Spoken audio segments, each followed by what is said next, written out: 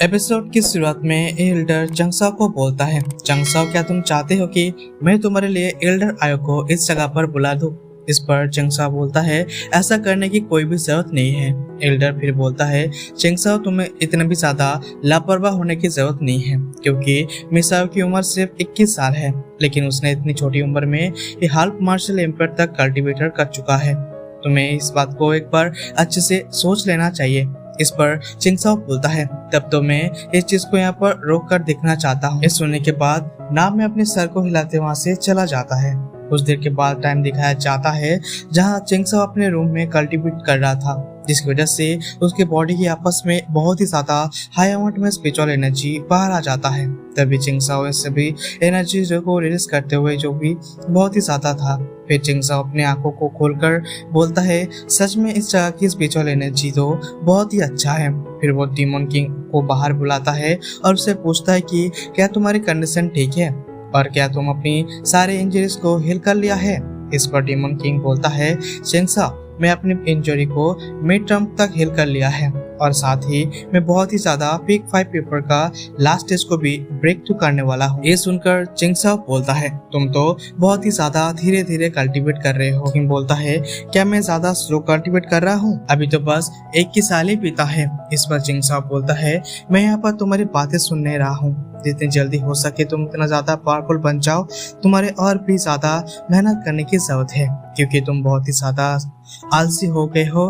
Daemon king फिर भी यहाँ पर हाँ बोलता है। चिंगसाओ को सोल्सी में वापस चला जाता है और चिंगसाओ फिर से वहाँ पर कल्टीवेट करने लगता है।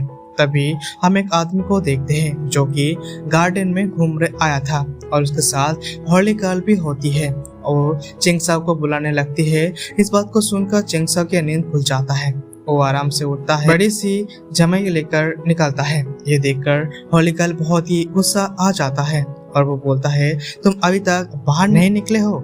इस पर चिंगसाओ बोलता है, अगर तुम इस चीज को मूव करना चाहती हो तो मैं खुद से इस चीज को इस जगह से मूव कर सकता हूँ, तो फिर आखिर इस चीज के लिए मुझे क्या ही करोगे? ये सुनकर हॉली गर्ल और भी ज्यादा गुस्सा आ जाता है और वो चिंगसाओ पर अटैक करने के लिए जाने लगता है। तभी ये लड़का उसे रोक लेता है। वो आगे आकर बोलता है, चिंगसाओ तुम इस चीज से बच नहीं सकते, क्योंकि तुम हॉली गर्ल का अपमान किया है, इसीलिए इसका अंजाम तुम्हें भुगतना होगा। तुम बाद में मुझे इस चीज पर लिए दोष नहीं दे सकते। और ये बोलकर अपनी पावर एक्टिवेट कर लेता है और वो चिंगसाओ पर अटैक करने के लिए चला जाता है। लेकिन तभी एल्डर एंट्री करता है, जो कि झटके में उस लड़के को अटैक रोक देता है। एल्डर अपनी पावर की मदद से उसकी लड़की को दूर फेंक देता है, जिसकी वजह से वो थोड़ा सा इंजर्ड हो जाता है। फिर एक एक करके चिंगसाओ को दोनों साथी भी वहाँ पर आ जाते हैं और वो इस सिचुएशन को सीरियसनेस को समझते हुए फाइट के लिए तैयार हो जाता है। लेकिन अभी तक हम देखते हैं कि लड़का एल्डर से पूछता है, आप मुझे क्यों रोक रहे हो? एल्डर उस लड़के को इग्नोर करके हॉली गर्ल के पास जाता है और बोलता है, चिंगसाओ को करना का इंतजाम करने के लिए मुझे एल्डर आयो ने बोला था, इसीलिए इस चीज में चिंगसाओ की कोई गलती नहीं है। अगर तुम मेरी बात पर भरोसा है तो एल्डर आयो को बुला सकती हो और मैं से मामले में जान कर सकते हो।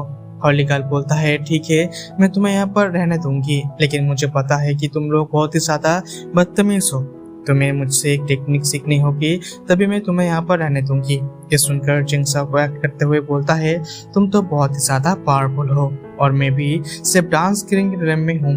जब तक हम हाफ स्टेप डांस किंग हो, तुम सच में बहुत ही अच्छी कल्टीवेटर हो, इसलिए तुम्हारे और मेरे कोई भी मुकाबला नहीं है। इसलिए अगर तुम मुझे यहाँ पर ज्यादा मार देती हो तो इस चीज की वजह से मैं यहाँ पर मर सकता हूँ। और ये बोलकर चिंगसाओ भी ज्यादा एक्टिंग करने लगता है। इस चीज को देखकर कल्टीवेटर बोलता है, तुम तो एक ही केयर हो। लेकिन तभी हम देखते हैं कि हॉली गर्ल बहुत ही ज्यादा खुश हो जाता है।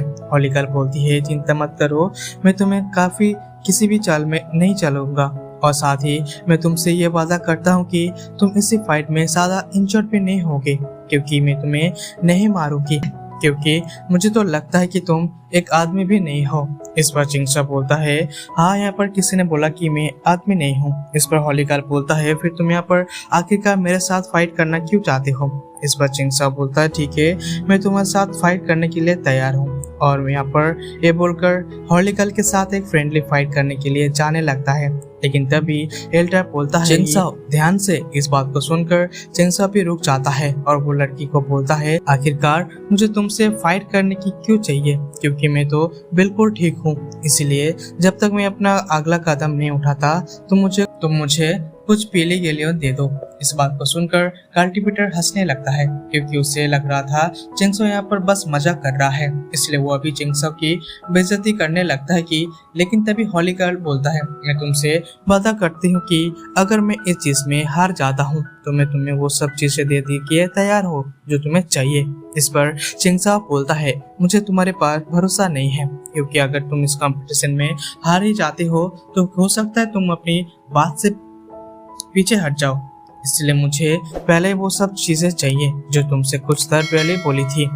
इस बात को सुनकर हॉली गर्ल बहुत ही ज्यादा गुस्सा आ जाता है, लेकिन वो खुद को रोककर सभी टीचर को अपने कर लेती है और वो बहुत ही ज्यादा रेयर होते हैं। इनमें से बहुत ही ज्यादा हाई अमाउंट में स्पिरिचुअल एनर्जी बाहर निकल रहा था। इस चीज को देखकर चिंगसाओ बोलता है क्या तुम मुझे यहाँ पर बेवकूफ बना रहे हो, क्योंकि इस तरह का मेडिसिन तो यहाँ पर सर्वाइव भी नहीं कर सकता, इसीलिए तुम्हें इस चीज को अच्छे से देख लेना चाहिए। इस बात को सुनकर हॉली गर्ल थोड़ा सा शॉक हो जाता है और वो सभी मेडिसिन को दोबारा से अपने पास रख लेती है। फिर वो अपने पास से अभी ज्यादा रेयर मेडिसिन बाहर निकालती है जिसे वो यहाँ पर चिंगसाओ को दे देती है और वो देखकर चिंगसाओ भी बहुत ज्यादा खुश हो जाता है। तभी हॉली गर्ल बोलता है कि क्या अब तक ठीक है, क्योंकि मैं तो अपना वादा निभा दिया है। इस पर चिंगसाओ बोलता है हाँ बिल्कुल ठीक है। तभी एल्डर चिंगसाओ को कुछ बोलने की कोशिश करता है, लेकिन चिंगसाओ उसे चुप कर देता है और वो बोलता है मैं बिल्कुल ठीक हूँ। इस चीज की देखकर एल्डर थोड़ा सा शॉक हो जाता है, लेकिन ये सीन यहाँ पर कट होता है। फिर हमें कुछ देर के बाद टाइम को दिखाया जाता है जो कि यहाँ पर दोनों एक दूसरे से सामने आ चुका था। ए हॉली गर्ल बोलता है चिंगसाओ क्या तुम अभी तैयार हो। इस पर चिंगसाओ बोलता है थोड़ी देर रुको, क्योंकि मैं अपना फर्स्ट येलो मेडिसिन डालना चाहता हूँ। और ये बोलकर अपनी हाथों में जितने भी मेडिसिन होता है वो सभी अपने स्पेस रिंग में रख लेता है। इस चीज को देखकर सभी लोग अपने सर को पकड़ लेता है, क्योंकि चिंगसाओ ने जितने भी येलो मेडिसिन था वो सभी अपने स्पेस रिंग के अंदर रख लिया था। लेकिन ये देखकर कल्टीवेटर बहुत ही ज्यादा खुश हो जाता है, जो कि फाइनली इतने ज्यादा इंतजार करने के बाद चिंगसाओ और हॉली गर्ल के बीच में फाइट शुरू होने वाला है और चिंगसाओ भी अब बिल्कुल तैयार है। तभी हॉली गर्ल अपने पावर को एक्टिवेट कर लेती है, जिससे हॉली गर्ल का आपस में बहुत ही ज्यादा हाई अमाउंट में स्पिरिचुअल एनर्जी इकट्ठा होने लगती है। ये एनर्जी देखकर से बहुत ही ज्यादा खतरनाक लग रही थी। कुछ देर मेहनत के बाद यहाँ पर हॉली गर्ल फाइनली एक बहुत ही ज्यादा पावरफुल अटैक को क्रिएट कर लेता है।